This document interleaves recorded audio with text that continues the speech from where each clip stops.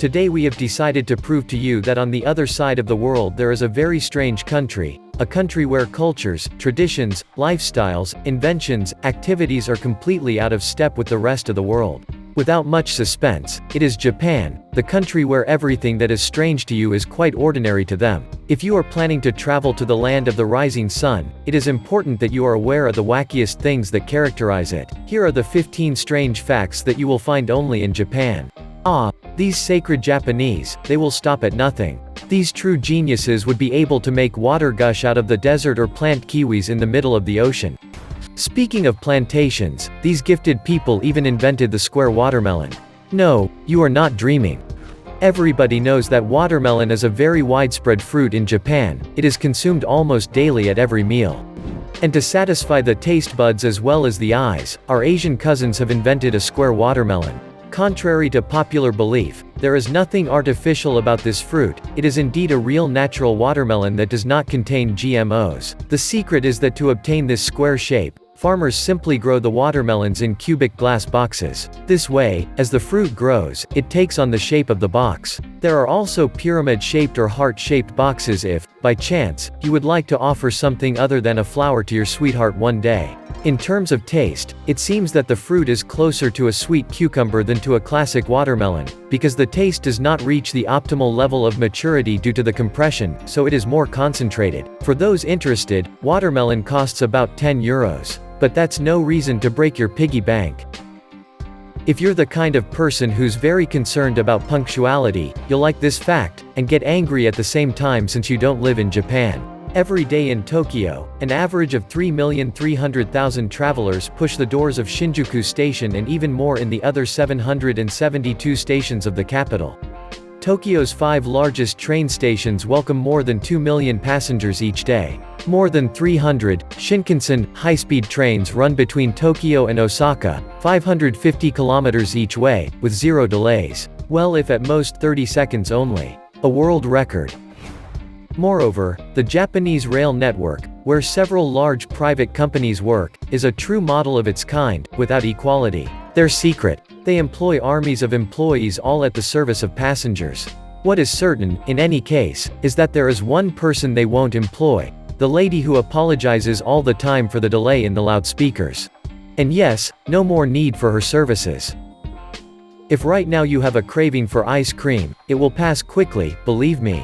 One of the most unusual places in Japan is Namja Town Amusement Park, straight out of the creative spirit of the father of Namco video games. Among the many booths in the park, one space is entirely dedicated to ice cream, but not just any ice cream. Called Ice Cream City, this place gathers several corners that offer hundreds of different flavors, from the most classic to the most unusual. Because next to the vanilla, speculoos, banana, and berry ice creams, there are other somewhat confusing flavors: wasabi, of course, potato, eggplant, basil, tulip, but these are not the worst. You also have a panoply of even stranger perfumes: oysters, shrimps, shark. Yes, you heard right, shark. All in all, there are 51 flavors, and 51 good reasons to turn to the first cookie seller on your way if you get hungry. While you complain about sitting behind your desk all day long and dream of a more exciting job, there are those who wish they were you.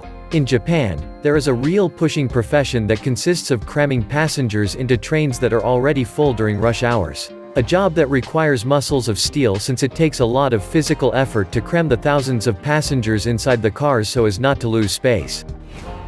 We don't dare to imagine for a moment the conditions of the passengers sitting, well, inside the train. All of a sudden you will find the Parisian subway much nicer. If you are in Japan and you don't have booked in advance a 5-star hotel, you find yourself without accommodation, there is always a solution to help you: the capsule hotels. They are actually small cabins for one person, located everywhere in the cities of the country. Their concept is simple: a private space sufficient to contain a bed and a television, thus serving only the primary need to sleep.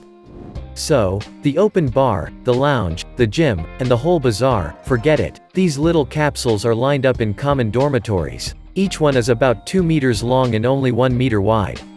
And of course, since the Japanese society is still very much rooted in its conservative traditions, the men and the women part are separated. We wonder why, since there is no room for two anyway. But contrary to appearances, these little capsules are very comfortable according to the tourists who have tried to sleep in them. Some hotels bet precisely on this convivial side with a kitchen and a common living room. To pay for a night alone in these capsules, you have to pay between 16 and 58 euros. A lot of money for a night's sleep anyway. Well, this fact has absolutely nothing glamorous. On the contrary, it is necessary to have the guts in place, but it is worth it, believe me. If you have always wondered what is the secret of Excreta, then the Excreta Museum in Japan is there to answer all your questions, even the most sordid ones. Called Human Waste and Earth's Future, this exhibition offers a wide range of beautiful interactive works all related to the world of the toilet. From a giant toilet-shaped slide to a talking toilet to an exhibition of all types of saddles, with a detailed description of each type. A very original way to assume our unglamorous vital need. By the way, the super poop hat is an indispensable accessory for a visit to the museum. It's charming. And since we are in the middle of the word WC, here are very original toilets that you will find only in Japan. Everybody knows that the Japanese cultivate a great passion for cleanliness and hygiene, it is no secret for anyone. So, they invented the smartest toilets in the world, maybe even a little bit smarter than your pet. The first high-tech toilets were born in Japan in 1964. Since then, they have never stopped improving for the happiness of our little butt. In addition to unparalleled comfort, these toilets offer a whole range of very practical services to make the least pleasant moment of the day, a moment full of softness. Integrated automatic shower, flush sensor, heated water, soft jet, high-pressure jet, deodorant, and even background music as a hideaway. These toilets have everything you need to make you love the throne. This is a bedtime story, yet it is very real. While you are fighting with all your being against that damn sleep that takes you by the guts, just before an important meeting or after lunch when you have an important file to return, well, on the other side of the globe, Japanese kids are sleeping at work, and the worst is that they are paid for it. Jealous. It's a good thing. This concept has a very precise name, a kind of micro-nap that they call inamori, which basically means to be asleep while the boss is present. Inamori is considered a reward for dedication to work. A labor law. The world upside down. One Japanese company is actually encouraging its employees to take a nap by paying them to be more productive. No wonder they work 60 hours a week and love going to work. In any case, it's a great initiative to fight against overwork, which can sometimes lead to tragedy. At home and in other Western countries, as soon as students leave school at the end of the day, they rush straight to a good TV set or go to their leisure time. But in a faraway country called Japan, students are engaged in another kind of activity, cleaning. Of course, this would sound like child exploitation, but far from it, it is simply a tradition that instills the principles of responsibility and hygiene that the Japanese are very concerned about from a very young age. And this tradition has a name, soji. But it is not the cleaning of their room or their house that is at issue, it is the cleaning of their own school. Yes, the students are all transformed into real fairies of the house. While in our country this would cause great controversy and would enrage our little blonde heads, in Japan it is with a smile up to the ears that the students pass the broom. This activity seeks to instill in children the notion of responsibility from an early age, so they will understand that the less they mess, the less they will clean.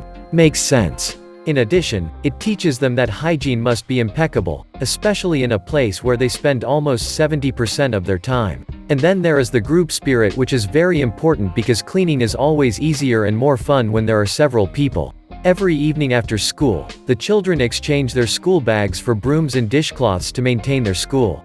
Everything goes through there: toilets, swimming pool, class, grounds, cafeteria, etc.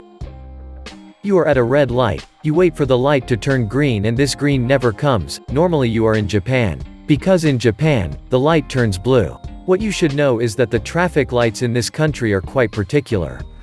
First of all, the lights are not positioned where you have to stop, but on the other side of the intersection. You will thank the engineers who will have saved you from useless torticollis. Then, when the pedestrian light comes on, a little music sounds to warn blind people that the lane is clear. Useful but strange. You have certainly heard of the Rue Saint-Honoré, the Champs-Élysées, the Promenade des Anglais or the Rue Charles de Gaulle. These are very famous streets in France. But the Japanese use a very different addressing system than the one used in most Western countries, a system that is quite confusing to tell the truth. Indeed, apart from a few major boulevards, the streets have almost no names in Japan.